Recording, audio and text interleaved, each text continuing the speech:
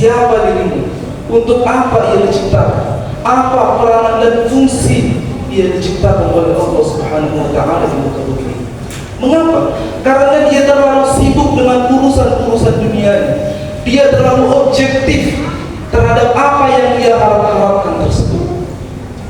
Tidak bisa kita pungkiri, banyak di antara kita yang sibuk dengan urusan-urusan pekerjaannya, sampai ia lalai, sampai ia lupa. Bahkan ada pula yang dengan sengaja melupakan jati dirinya, siapa dirinya sebagai makhluk ciptaan Allah dan apa yang seharusnya diperbuat sebagai makhluk ciptaan Allah. Tidak bisa kita pungkiri pula, banyak di antara manusia yang sibuk dengan kreativitasnya, sampai ia lalai, sampai ia lupa, bahkan sampai dengan sengaja ia melupakan siapa dirinya sebagai makhluk ciptaan Allah, dan untuk apa dan perbuatan apa yang seharusnya dikerjakan sebagai makhluk ciptaan Allah. Karena itulah hadirin khatib mengangkat sebuah khutbah dengan tema merubah diri dengan jalan mengenali diri untuk mendapatkan kehidupan yang diridhoi oleh Allah Azza wa Jalla. Ma'asyiral muslimin rahimakumullah, sekurang-kurangnya ada tiga hal yang mesti kita pahami, yang mesti kita ingat di dalam berkehidupan ini. Tiga hal tersebut adalah, apakah manusia itu? Itu yang pertama. Yang kedua adalah, untuk apakah manusia itu diciptakan Allah? Itu yang kedua. Yang ketiga adalah, apa peran dan fungsi manusia diciptakan Allah di muka bumi?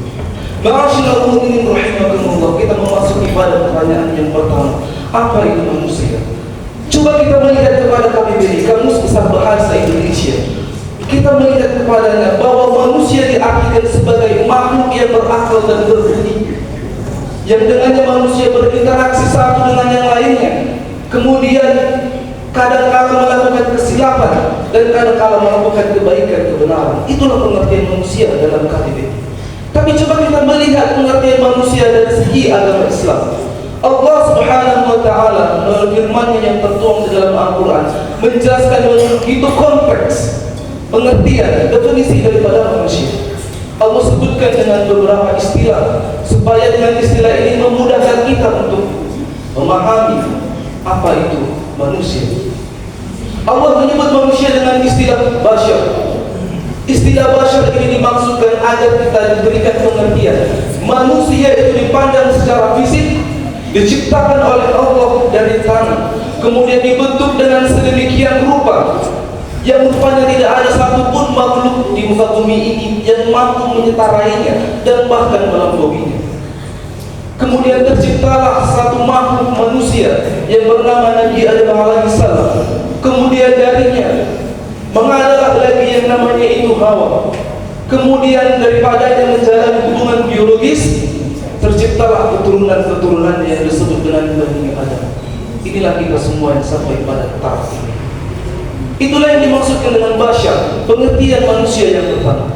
Kemudian Allah menyebut dengan istilah al-insan, yang dalam maksudnya adalah bahwa Allah Subhanahu wa Ta'ala memberikan pengertian kepada kita, manusia itu tidak hanya dipandang dari segi fisiknya, dari segi apa dia diciptakan, kemudian bagaimana dia berkembang biak. Tidak seperti itu.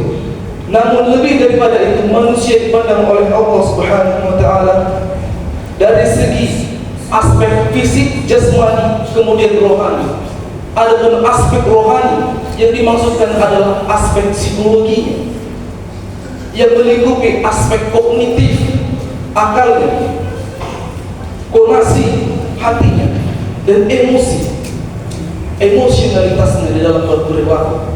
Ma'asyiral muslimin rahimakumullah, dengan tiga komponen inilah, dengan tiga aspek inilah manusia itu selalu bertindak, berinteraksi di dalam kehidupan sehari-hari, baik interaksi antara individu dengan individu, kelompok dengan kelompok, atau antara individu dengan kelompok.